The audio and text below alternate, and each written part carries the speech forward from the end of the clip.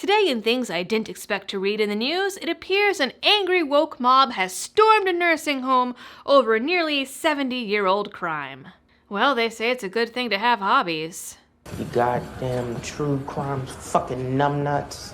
Because clearly, this is the crisis of our times.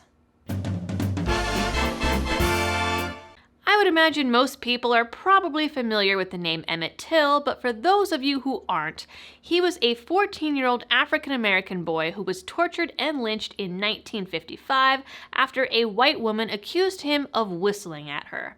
That summer, he was visiting relatives in Mississippi and stopped in at a local grocery store. Now, what actually happened in the interactions with the owner's wife, Carolyn Bryant Dunham, has been disputed over the years, but in the end, he was kidnapped, killed, and found in a river. It was pretty gruesome and is credited with being one of the things that kickstarted the civil rights movement. Dunham's husband at the time, Roy Bryant, and his half-brother, J.W. Millam, were arrested and later acquitted in the case by a white jury. They later confessed but weren't retried to avoid double jeopardy. Now recently, an arrest warrant for Carolyn was found in the basement of a Mississippi courthouse. She was never arrested or charged in the case and, according to public records, lives somewhere in North Carolina. She would also be in her mid to late 80s. According to the New York Times, the newly discovered warrant issued by the sheriff of Leflore County, Mississippi, and dated August 29, 1955, charges the two men and Dunham, identified as Mrs. Roy Bryant, with Emmett's kidnapping. An affidavit attached to the warrant says that the three did willfully, unlawfully, and feloniously, and without lawful authority, forcibly seize and confine and kidnap Emmett Lewis Till, misspelling the boy's name. On the back of the warrant is a note from the sheriff saying that she wasn't arrested because she wasn't in the county at the time. Now, fast forward, we are no longer in 1955, but a bunch of activists are calling for the arrest and a new investigation, and demonstrated that by storming the nursing home they thought that Dunham was living in. Spoiler alert, it didn't quite work out. The case had been reopened in 2017 after a book claimed that Dunham had recanted part of her story in a private interview. The truth of that book has since been debated. That investigation went nowhere, and obviously the lady wasn't arrested. The DOJ commented at the time that prosecution wasn't possible and that they found no evidence that Dunham had lied. Another previous investigation in 2004 had ended the same way.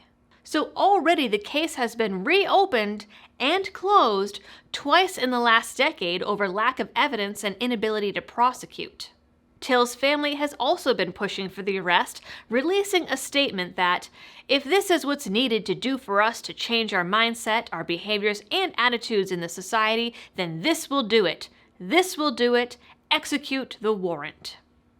Not really sure how showing up at a nursing home with the intent of dragging out an old lady is going to change society's minds or get them on your side, but okay.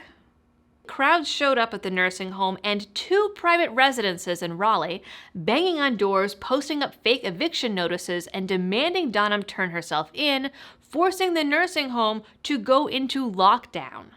The protest was led by Black Lawyers for Justice and was streamed on Facebook Live. The video shows protesters, some of which wearing bulletproof vests, accusing the nursing home of hiding the old lady and chanting "No justice, no peace," and Black Power. When they were told that the old lady doesn't live there, they said it was proof of racism. Specifically, they're calling for state authorities to work together and extradite this woman, who probably has dementia, back to Mississippi to face charges. Because the law isn't doing it, they're apparently hunting her down in the community themselves. One demonstrator even acknowledged that she probably has dementia and doesn't remember the incident, but said that she should still hold herself accountable for having a child's blood on her hands. The protesters said that they're going to continue to try and hunt her down until justice is served. Which, again, apparently looks like going to nursing homes and apartments and random private houses with the intent of dragging out an old lady. Yes, what happened is terrible and gruesome and gross, but the statute of limitations has passed, and if this lady is living in a nursing home, she's probably not fit to stand trial. Nor, to our knowledge, did she participate in the lynching. She essentially filed a false police report that happened to have deadly consequences. And that's even if she did lie. Nonetheless, Till's relatives say that they want her arrested and tried for murder. It's also not clear how exactly they'd have a trial when most, if not all, of the witnesses are dead and no one knows what happened to the evidence. One of Till's relatives said that the nursing homes and state's failure to turn Donham over to the demonstrators was proof that the South hadn't changed. Though pretty sure that even if she did live there, admitting it would be a violation of HIPAA.